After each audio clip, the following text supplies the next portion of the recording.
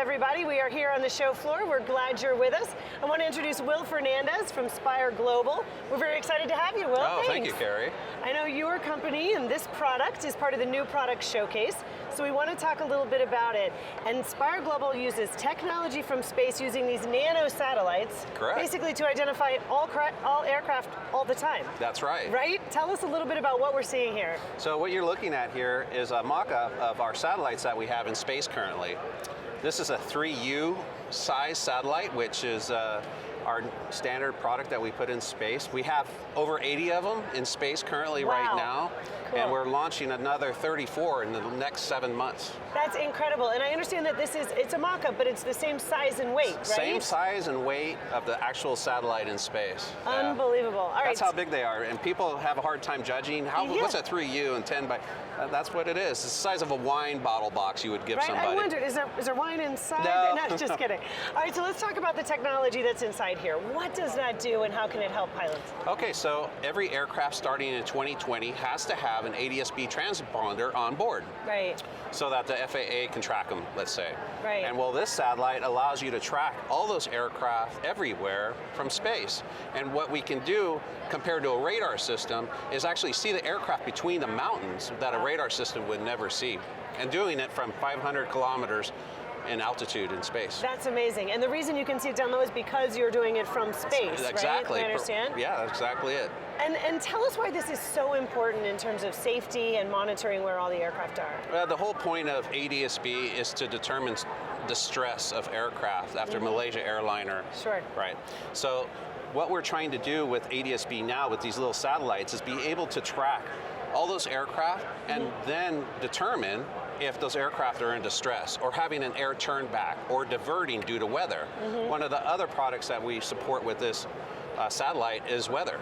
Right, so this does multiple things, right? Talk to us about the weather side of it. Yeah, so this satellite has a GPS RO receiver on board. Okay. Which basically stands for GPS, Global Positioning System, Radial Occultation. And so what this little satellite does is actually track the signals from the GPS satellites that you use for your cell phone and geosynchronous orbit. We actually study the way those signals pass through the atmosphere. Wow. Yeah, and that gives us very accurate vertical resolution of weather.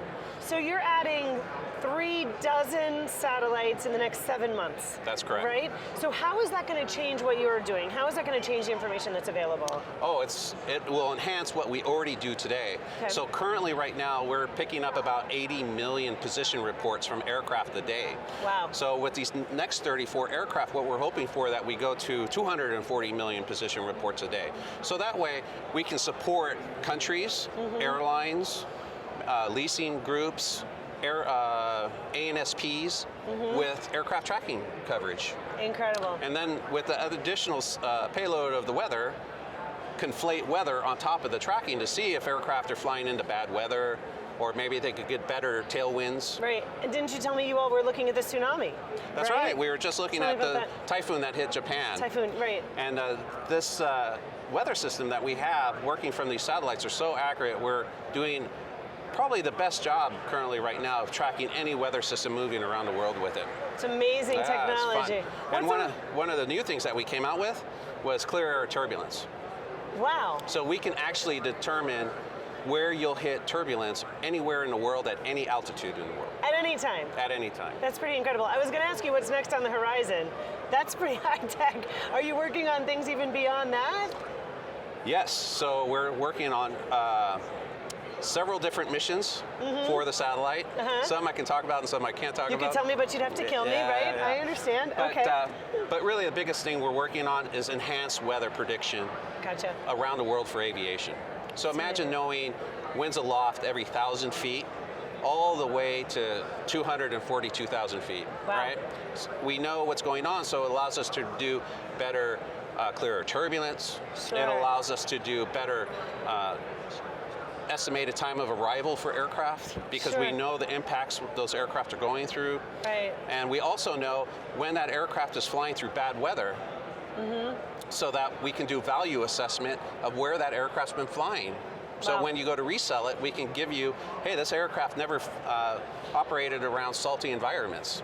So it increases the value, the asset value of that aircraft. That's the real, actual, tangible result of this technology. Yeah. So interesting. Yeah. All right, if folks want to find out more, how can they do that? Oh, you can go to aviation.spire.com. That sounds great. Well, thanks for being here. Congratulations for being a runner-up of the New Product Showcase. Oh, thank you so much. Excited to have you here. Oh, thank you for the time today.